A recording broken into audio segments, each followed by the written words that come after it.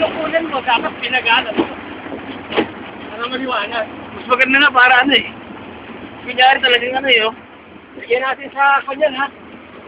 Mga sites natin, ha? Kunan mo naman ako nagdadrive. Dito, may party dito, pinuntahan namin ni Joe, bumaba kami. Ah. Yung dyan, oh, banda dyan. Meron na dyan.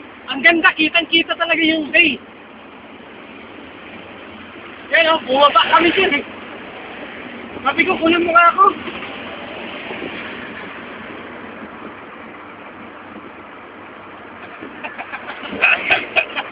Okay. This is London. We are in London right now. My friends. Ito, oh. Pinaking ko yung owner dyan, eh. Tapos lumakad kami po ba? Are we going to park may there? barko. Huh? May barko. We're going to park there? Ayun, oh. Warpit na tayo.